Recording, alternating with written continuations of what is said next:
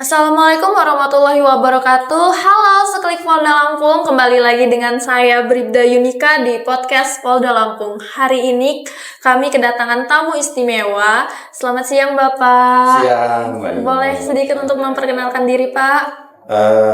Saya Miftah Huda, Ketua Umum Organisasi Gaspol Lampung, atau biasa dipanggil Bang Iip ya. Bang Iip. Bang Iip. Bang Iip.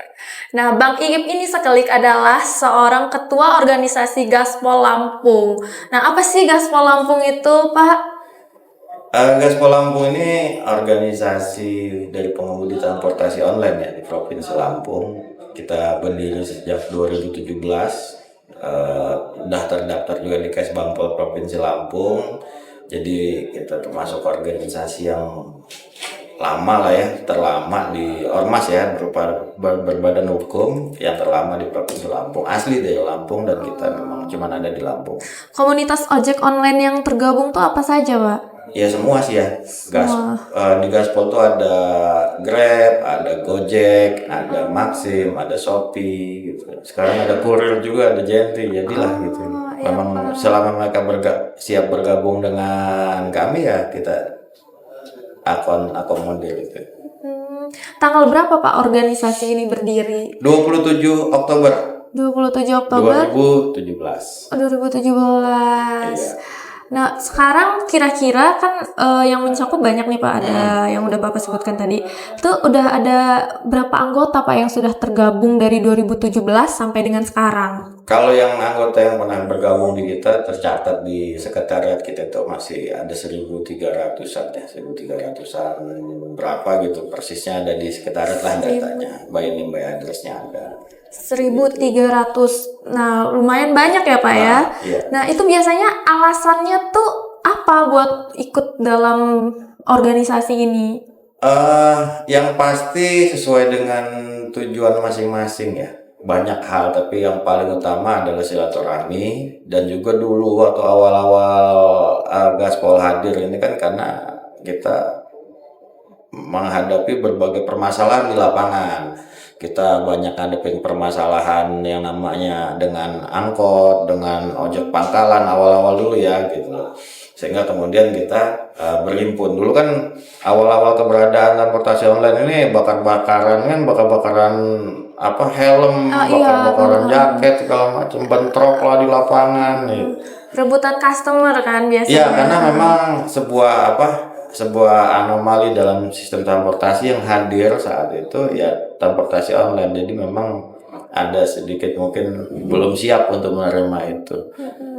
Jadi dengan ikut Gaspol ini bisa untuk mengcover itu. Ya sedikitnya begini, karena sesuai visinya, makanya sesuai visinya Gaspol Lampung sendiri itu kan visinya Gaspol Lampung itu adalah menjadi rumah besar bagi pengemudi transportasi online di Provinsi Lampung yang memberikan 4 hak: perlindungan hukum, kesejahteraan hidup dalam bingkai persatuan, dan keadilan sosial. Sebenarnya betul.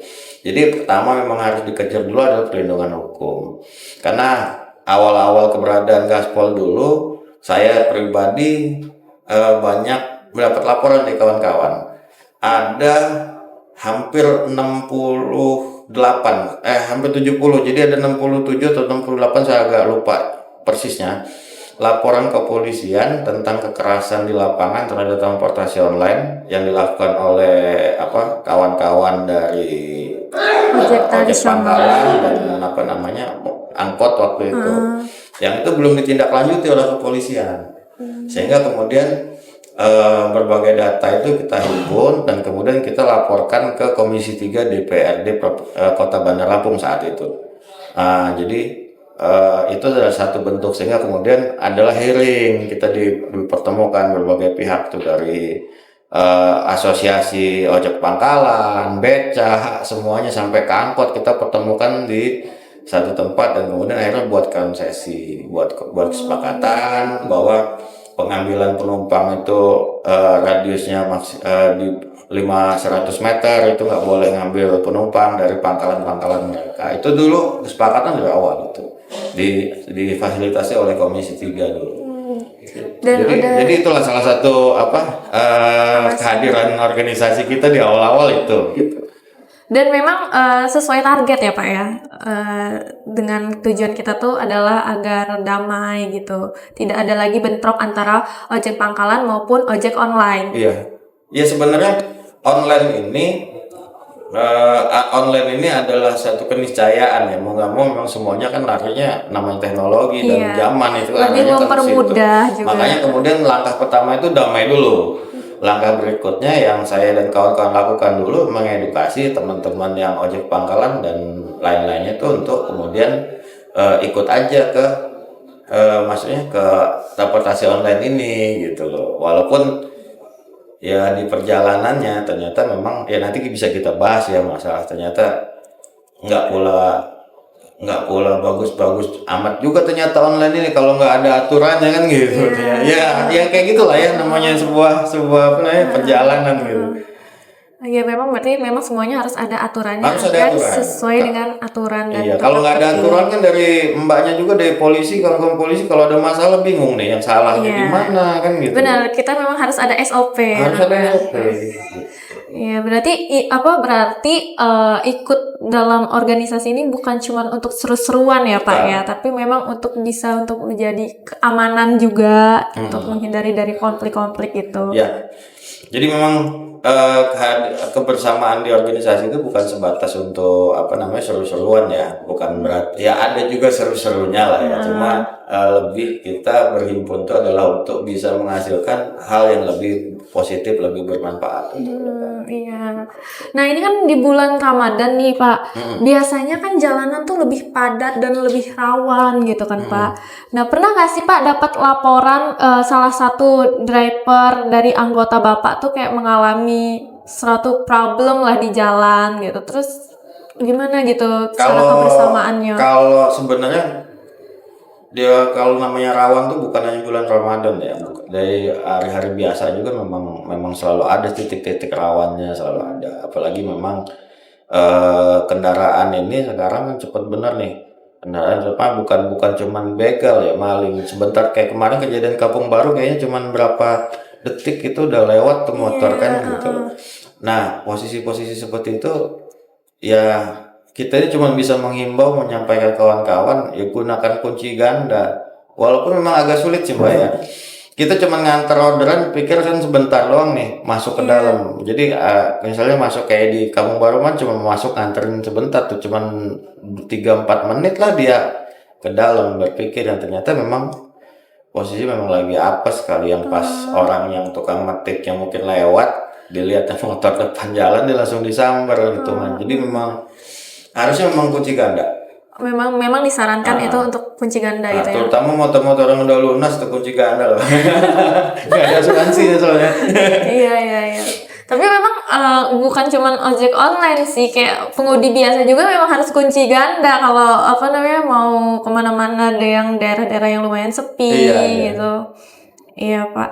Terus kalau misalnya problem yang seperti kayak pecah ban gitu-gitu, ada nggak sih Pak kayak kebersamaan gitu kayak oh ya udah ayo gitu. Itu dia biasanya di grup gitu. Ada itu biasanya di grup, misalnya ya bukan lagi pecah ban ya, habis bensin aja kadang-kadang ya pasti naik di grup, bahasa kita tuh naikin di grup ya, mana yang terdekat kan gitu. Selok terus nanti mana yang terdekat, walaupun nanti ada juga yang ya namanya itu tadi ada seru-seruannya, ada yang komen dorong aja woi ya kan gitu. Iya. Cuma ya istilahnya itu kepedulian ya, masih ada. Kalau bicara kayak gitu masih ada lah, namanya teman-teman tuh hidup di jalan ya, yang ada cuma saling peduli.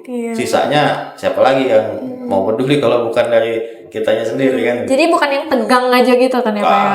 Pasti ada Udah relatif sekarang sih kalau masalah di transportasi online itu udah bukan lagi soal keributan di lapangan ya, tapi lebih kepada permasalahan kita yang karena belum adanya regulasi sehingga banyak kebijakan-kebijakan dari aplikasi yang itu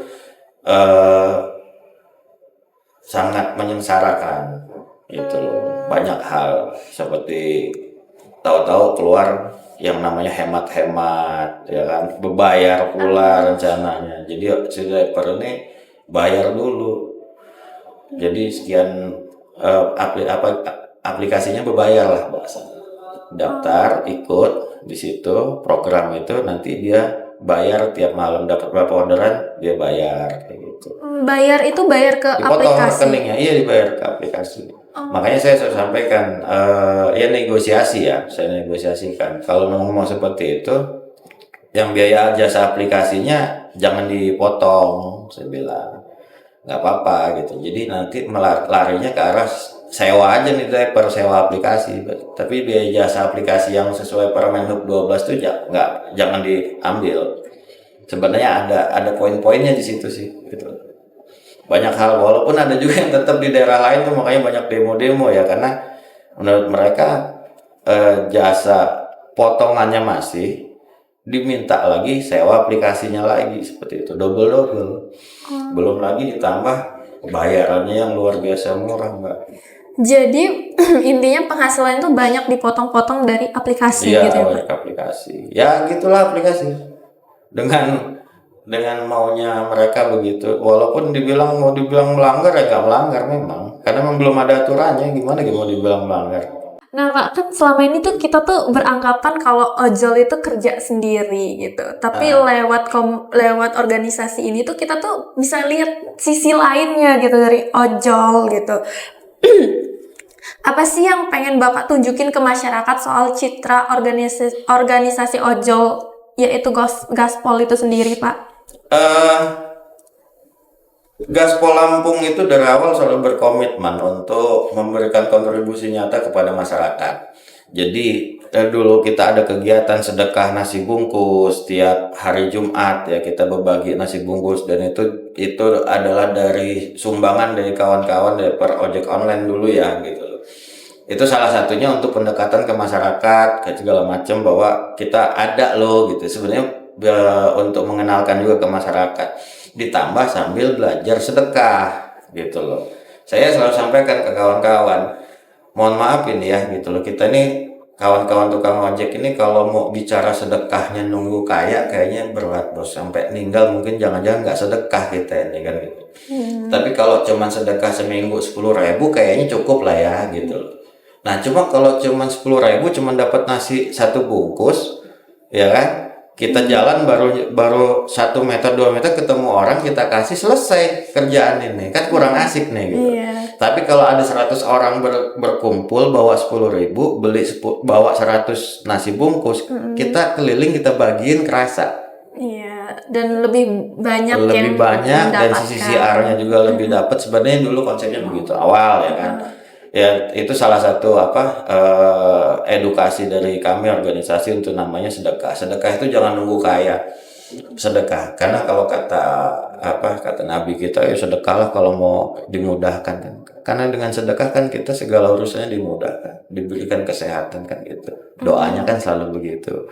Tuh, jadi ya jangan ragu-ragu, sedekah nggak ngomongin nominal ya gitu loh. Jadi intinya tuh pertama itu yang ingin ditunjukkan tuh adalah sedekah gitu ya. Sedekah satu. Terus ada juga ya kayak yang punya peminatan. Kalau kawan-kawan punya peminatan di bidang sosial, kebencanaan, kita arahkan juga. Makanya kan kita juga ada kawan-kawan yang tergabung di rescue ya. Rescue. Kita ada 6 orang loh. Ada 6 orang anggota Gaspol Lampung yang itu sudah bersertifikasi SAR nasional. Tukang ojek tuh. Kok bisa dia ngojek gitu? Pelatihan kita kirim untuk pelatihan di Basarnas, barang kita juga ada berhimpun di, kalau untuk urusannya kebencanaan kita berhimpun di FR2L ya, Forum Rescue dan Relawan Lampung di situ. Jadi kemudian ada pembinaan tertentu bisa diarahkan. Jadi setiap bencana itu rata-rata turun. Kalau ada orang hilang atau kanyut tuh ya, tuh tahu paling sibuk gitu anak-anak tuh, iya maunya turun aja segala macam. Padahal ada juga nggak bisa berenang, tapi ngotot aja nyari orang tenggelam. Bayangin, bingung deh. Makanya pakai pelampung, tapi kan DPD-nya kata pakai pelampung. Tapi memang memiliki keinginan. Karena kalau ya apapun itu, kita itu kan peminatan. Kalau kita minat, insya Allah bisa. Iya, apapun itu asal minat bisa. Minat dan mau, apapun itu bisa. Terus kan berarti banyak kan ya Pak, mencoknya lumayan banyak dong itu berarti. Terus kalau ada driver baru yang mau gabung tapi tuh ragu Pak karena takut keganggu dengan waktu nariknya, gimana tuh Pak? Ya nggak ada masalah sih sebenarnya, karena kan kita ini sebuah organisasi kan tempat berhimpun ya. Kita bukan pola yang tiap hari kumpul, enggak. Itu kan tempat silaturahmi. Silaturahmi juga kan bisa bisa nggak bukan dibuat sebuah jadwal, enggak juga gitu. Ya kalau memang mau bergabung gabung, mau nambah teman, ayo kita kumpul. Sebenarnya gitu aja. Jadi bisa lebih fleksibel gitu ya, Pak? Kita fleksibel karena bedanya ormas sama komunitas kan gitu. Kalau ormas itu nih misalnya dari awal 2017 aktif nih misalnya ngojol ya kan gitu. Terus kemudian semenjak 2020 saya udah off nggak ngojol misalnya kan. Tapi kan saya sebagai di organisasi ya nggak ada masalah gitu loh di situ. Banyak kawan-kawan yang begitu. Karena memang tujuannya adalah untuk silaturahmi dan tadi ya sama-sama tetap berjuang gitu. Gitu. Iya, Pak. Nah, adakah Pak harapan Bapak ke depannya untuk seluruh ojek online di Lampung? Ada nggak, Pak? Ada dong.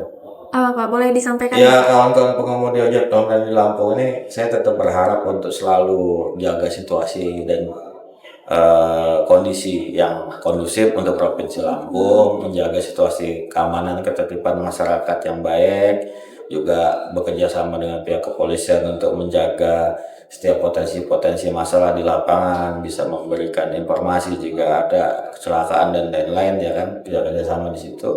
Dan juga tetap jangan lupa kita belum punya regulasi. Itu. Jadi ya kita jangan sampai gara-gara banyak kerjaan lain dengan kawan-kawan yang lain kita lupa nih, kita belum punya regulasi, belum punya aturan kita ini gitu.